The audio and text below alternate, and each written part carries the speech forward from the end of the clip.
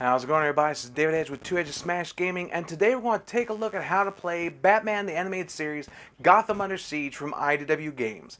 Let's take a look. There it is, Gotham City, and boy does it look like a mess. Got a bunch of ninjas here, got henchmen, thugs, we got the Red Claw in the east, we got Poison Ivy in the north, and a whole bunch of trouble all around. And you might be wondering how we got set up with this. Well, let's go ahead and go over that. So we have our buildings already built, because I know you guys didn't want to watch me try and build these things, but they are really sturdy. And we also have the tiles that the buildings go on. Now, these are like the city blocks and everything like that. So each one of these contains different things that can happen in case a building blows up, whether it causes an explosion, causes casualties, causes both, or nothing can happen. It would just be some sort of empty building that was going to get demolished anyway, and the villains decided to help out. So it's a good thing. So how we got set up, you'll have these act cards. So for example, with this one, Gotham Under Siege, Act 1, Destruction Mob. We have this set up for 2-player games. We have 2 heroes. In this case, we have Commissioner Gordon, and we have Batman. We have these story cards. Now, these story cards are objectives that we need to complete, if not stuff that's going to be going on at the end of the turn. So for example, Street Terror needs 15 plus to complete, so you have to assign dice to there that's equal to or greater than 15 plus. Now, since there's only 2 heroes, we do have a little bit of an advantage. We get to put a bonus die, which is a white die, that is on 5, so that means we'll only have to deal 10. But if this is not defeated in the crisis phase, you roll 3 dice for destruction rolls instead of 1, and we'll go over that, because that's very bad news. So let's go ahead and put that there. And each one has different things here, like for example, Protect the Innocent. You'll notice there's like different, like 2, 3, and 4 plus. With these, it depends on the number of players, how many 5s you need to assign to it. For this one, in a 2-player game, we only need 1 5, which is not bad. And then we have the Stolen Batmobile, because Joker got away with it. One person needs to put a die here, and the second person needs to put a die there of the exact same amount. So we have that. Next, we need masterminds. Now, each mastermind, like say for example Poison Ivy here, has which part of Gotham she'll be at. So for example, this one, Poison Ivy, she was in the north. She has 4 toughness, if you will, and 7 villains spawned with her. And the villains come in this neat little bag. Bag of villains right here. There's box of gimmicks in wrestling. There's bag of villains right there. And you put those villains right in the same part of the city that she's in. So for Poison Ivy, she had 7 villains. For Red Claw, she had 8.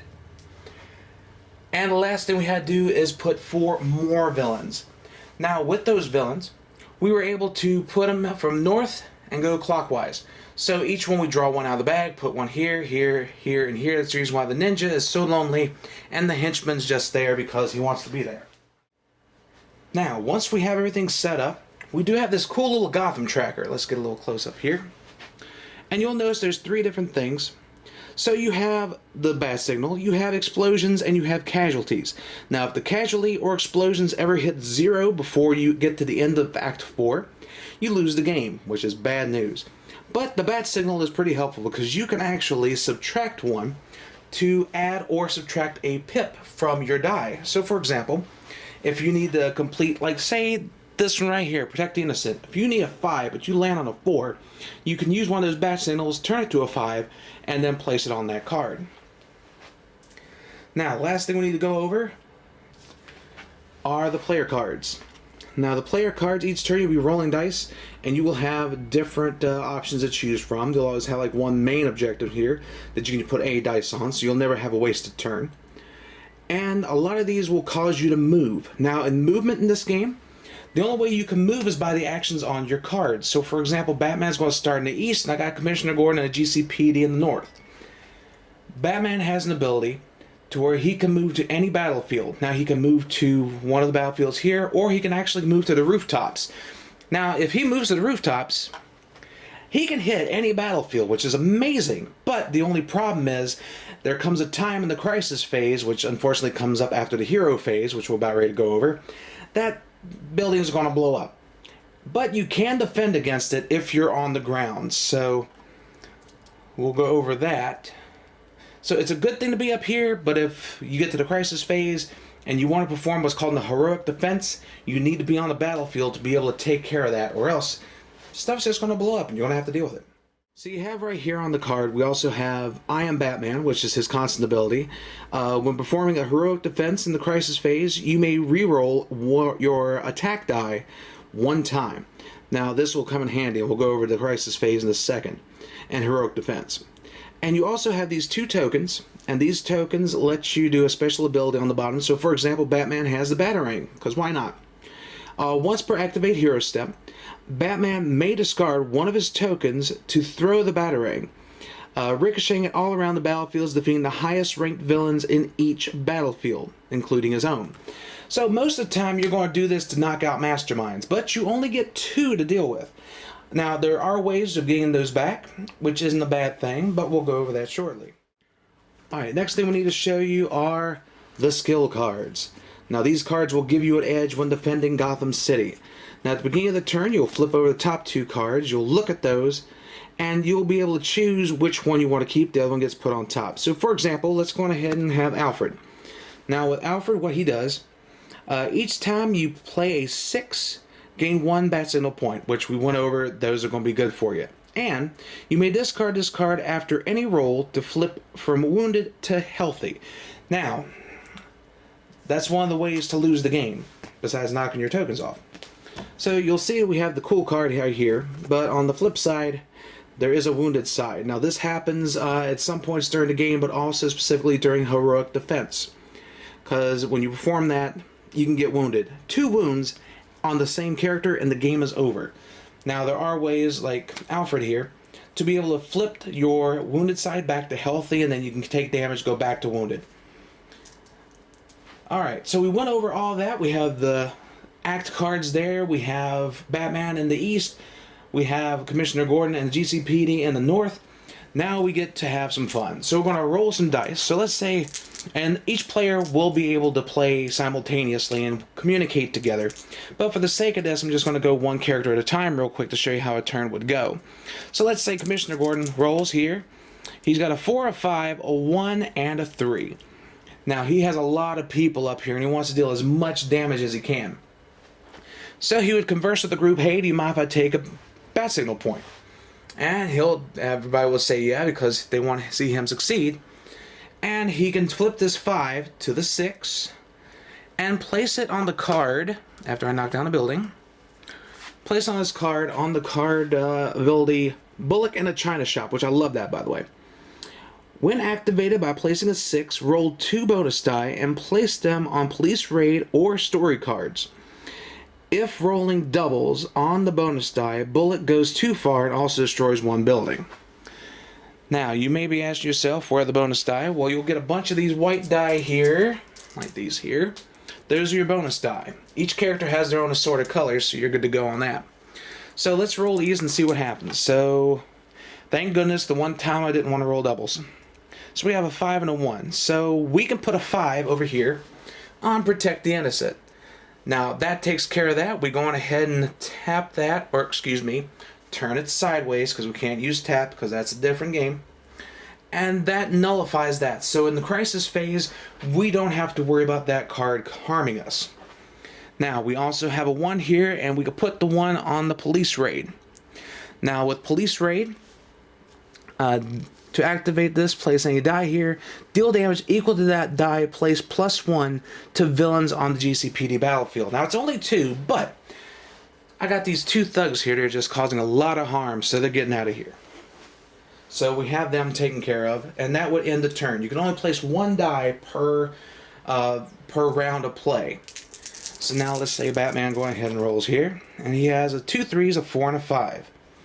And let's take our different options here, because we can either go on ahead and place a die on a card like Street Terror or Stolen Batmobile. We can see if we can take out some of these villains. So let's see. So say we have, alright, Utility Belt Gadget. When activated by placing a 4 or higher die, gain 2 bat signal points and deal damage to villains on Batman's battlefield equal to the die placed. So let's say we want to go ahead and do that, because like I said, bat signal points are really good. So we're going ahead and place that there. We gain 2 points, and then we deal 4 damage. Now, as you'll see, there's thugs, which are rank 1. You have henchmen, which are ranked 2. And finally, we have ninjas, which are ranked 3. And the masterminds, we said before, are rank 4. It's sort of like their toughness, how much they can take before they go. But you have to deal all in one shot. So, for 4 damage, I can take out Red Claw. I can also take out 2 henchmen, a ninja, or a thug and a ninja. The biggest thing is that you want to take out as many stacks of villains as you can, because if you can't, things will go bad in the crisis phase. So, let's say we're going ahead and take care of the Red Claw, get her out of there. And by the way, I forgot to mention this before, there is an Act Leader card which goes to a random person, or if you have Batman out, it's going to Batman. He's going to be the leader. We now go to the crisis phase. Now, a heroic defense is that a hero can stand on one of these stacks of henchmen, and then they get to roll one of their die. If the die ends up on a 1, that's when they become wounded. If they end up on anything else, then they can deal that much damage to the stack. So for example, Batman has 2 henchmen here. He rolls a 6, he's able to take out all of the henchmen that were in that stack, so they're gone. We have a few things that happen. So, you may notice that this one right here does not have the Batmobile any dice on it. So we have to deal with this. So, if not defeated, each hero discards 1 skill token or 1 skill card from their deck. Now, this does not include the active one that's been available all throughout the turn. So, this would be unfortunate that we'd have that happen. I'm going to tap that there, or turn it sideways. So each hero has to unfortunately deal with this. So let's say Commissioner Gordon, he'll sacrifice one of his tokens. And Batman during the game, he's already used a token, so he'll just discard the top card of his skill deck.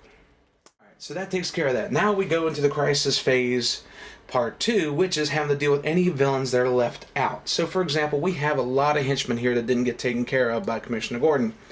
So we now have to roll 1 die. This die can be very bad. If it lands on a 1, or if it lands on odds, it's going to take out a building. If it lands on evens, everything's safe. Unfortunately for us, it landed on odds, so now we have to destroy a building. Now we could choose whichever building we want to do. Now if a hero was on top of a building and you decided to blow it up, they just move to a different one. They don't just go kablooey with everything else. So let's go ahead and we're going to destroy this building, and we're going to take a look and see what happens. It's an empty building. Alright, they decided to do some construction and nothing happened there. So, everything is safe.